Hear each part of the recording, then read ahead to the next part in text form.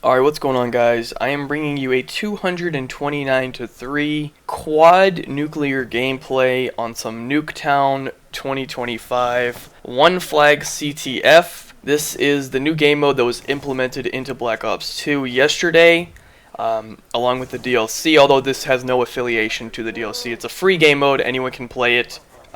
They just went ahead and implemented it the same day as the DLC. But yeah, 229 kills, and I picked up the quad nuclear. I believe I had 108 unstoppables as well.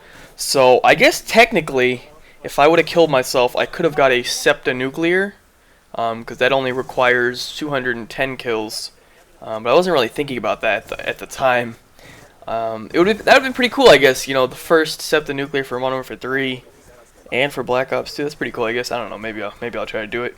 But 200 pluses in this game mode. It's actually kind of hard. Like, people really got to stay in the game, which doesn't really happen too much. But anyways, before anyone even asks, I know this is gonna be like a big thing. So as far as the tutorial goes, here's the deal I'll make with you guys.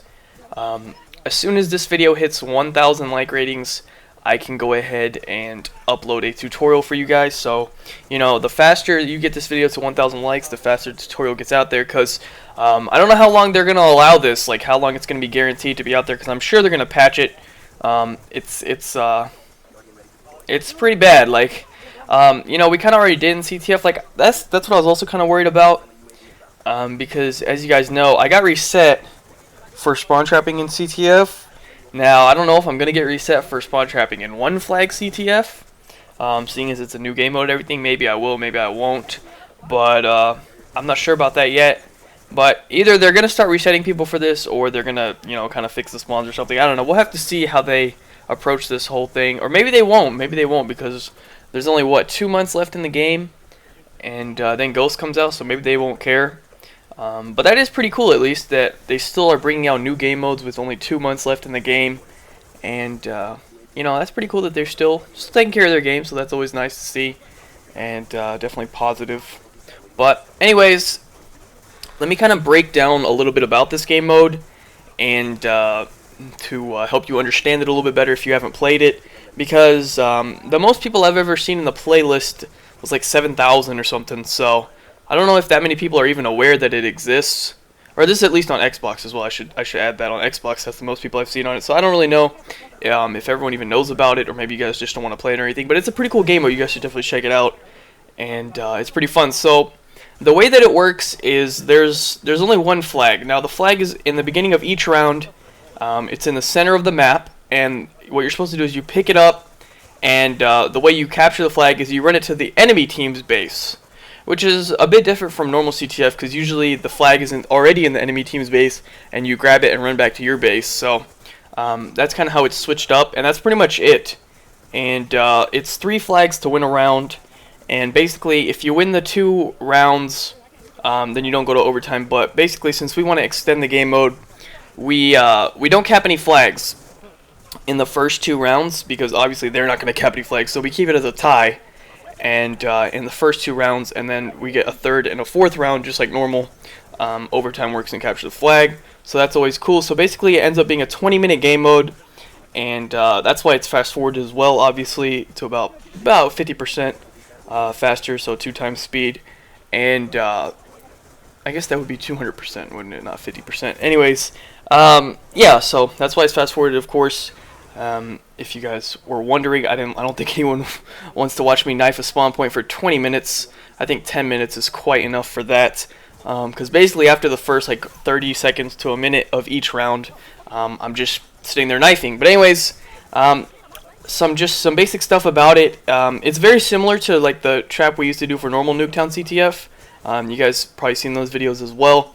I may link some of these videos in the description. I'll link the hijacked one. Yeah, I did a hijack, like very similar to this, a hijacked one flag CTF spawn trap. I'll link that. I'll link like the normal Nuketown CTF spawn trap, and then maybe you can compare it to this one if you would like to do that or something. I don't know, just that, but it's very similar to the same spawns. They're pretty much all the same, to be honest.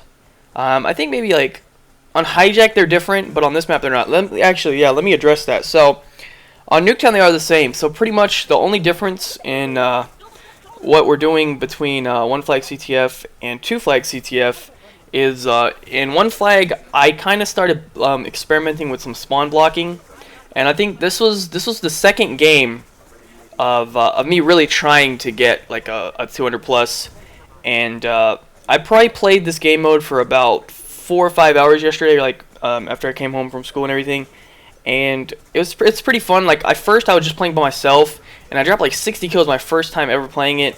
It was actually on Nuketown as well, which was pretty cool. And I realized the spawns were fixed and everything, and then I had like a 2-man party, and me and like Apollo were just 2-man party trapping it. And then I was like, yo, we could definitely spawn trap this if we got like a full 6-man party. So that's why I ended up getting like a full team, and this is the gameplay that resulted from it, so that's always cool. And basically, as far as like standards go for this game mode, if you can drop 150, that's a pretty solid game. If you could drop 200, like that's an exceptional game. 250 would be very hard to do, and 300 would be almost impossible. As far as what I've experienced so far, like you literally have to feed one spot the entire game. Everyone else blocks, which is very hard to even pull off as well, because eventually they're just gonna spawn on top of stuff. So that's kind of weird. But anyways, as you guys can see, kind of from my setup here, I'm using Guardian Sentry VSAT. The Guardians and Sentries are both strategically placed to block certain spawn points and kind of flood other spawn points. So basically, we have it narrowed down to where there's 2 spawn points on each side of this map. On this side, obviously, I'm at the fence. On the other side, I'm outside the garage, which is very similar to the demo spawn, so that's pretty cool. But on this side, you can see there's a generator spawn and a fence spawn. On the other side, there's a fence spawn and outside garage spawn. Everything else is blocked. Like all the spawns inside the house are blocked on both sides, and the garage spawns are also blocked on both sides. The inside garage spawns are blocked. The outside obviously is not. But yeah, so it's pretty cool. And basically, the way I like to kind of do it is I just like to knife the spot, because there's just something about knifing a spot. Like it's kind of more fun than shooting it. And there's also less chance of you dying if you knife the spot as well, so that's always cool. But and then I like to knife it, and since there's only 2 spots and we have 6 people, we pretty much all just share the spot. Like I'll sit here and knife it, and you can see my teammates are shooting at it, or also knifing it with me and stuff. So that's kind of how we work out the kills and everything. And yeah, that's pretty much it as far as like the basic breakdown of how to do this and everything. If you can kind of figure it out from like what I'm showing you here, but there's like a few tips here and there that I really would have to break down for you in a tutorial for you to 100% understand how to do it. But if you have a strong team, like everyone in there is a good player and stuff and knows what they're doing, you can definitely just go into this game mode, and as soon as that VSAT goes up, you can kind of get a general idea of kind of where the spawns are, and you can kind of just set up your own sort of spawn trap. It doesn't have to be like perfect like this.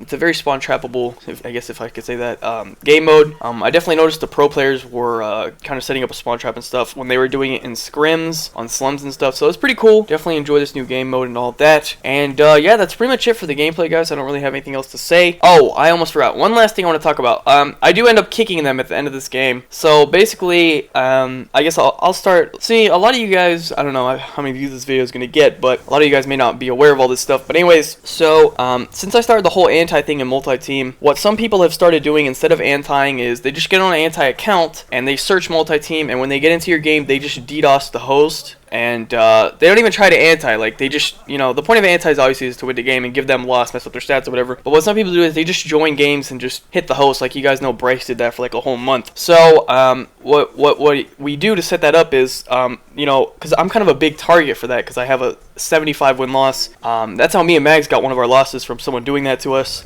because we pretty much have the 2 highest win losses on the game, and we're always like targets for people to come and give us losses, because they're not going to beat us most likely.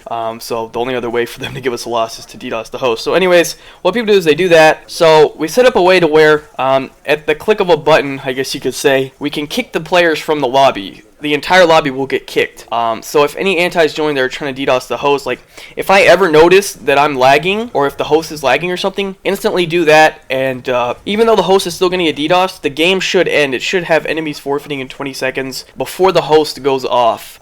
So basically what happens is the anti joins, DDoSes the host, we clear the lobby, the game ends, then the host gets DDoS, so no one gets a loss for it, basically because we're not in an actual match. And the reasoning is, sometimes when that happens, happens, the game doesn't show up in your recents. I don't know what, it's like a glitch.